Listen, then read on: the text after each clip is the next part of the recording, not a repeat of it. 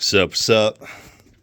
Not many upgrades this week, but went ahead and locked down the front surge actuator. Now it's down into the concrete. Still got a vacuum mop and tidy up, but that makes this whole assembly much stiffer to help with very precise movement on the long 2000 millimeter surge rail. Still need to work on the runner here. That helps keep this ball screw in alignment and not jostling around as you go to cut off that buckling distance. Need to come up with some type of pulley system or straight cabling, or I don't know, something to keep that in between where the motion sim is and the first turn point.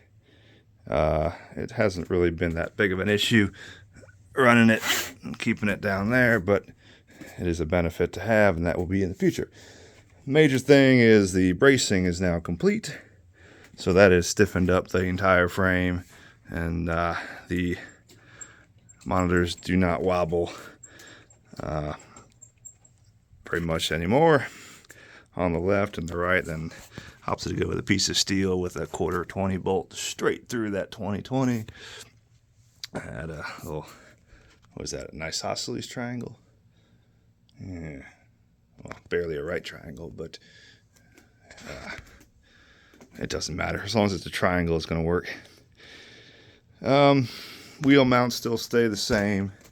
That way, you can swap between oval and road fairly easily. Oval's usually chilling on the left-hand side, and road's usually chilling on the right. And with that upgrade of the stiffener, it prevents these. I've been having issues with these rotating out of plumb because these connections here are not very rigid. Yeah, that's the major upgrades. Back canister is still the same. I have not been running the belt tensioner too often, mainly because this servo is junk and it's noisy as hell. Definitely want to go. I'm probably going to put this 34 on it and run one of the whites. More torque, more precision.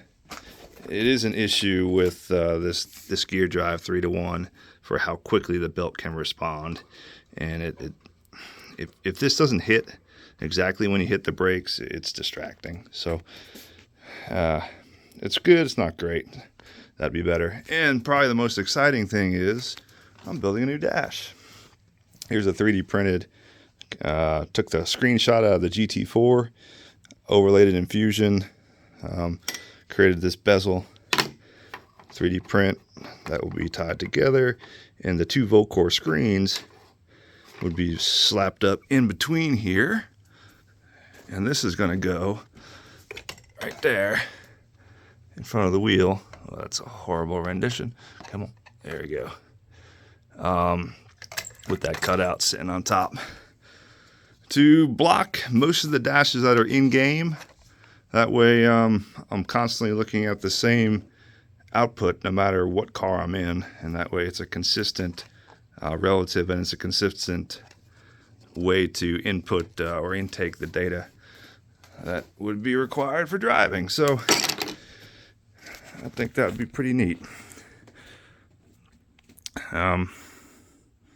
That's where we're at. Later.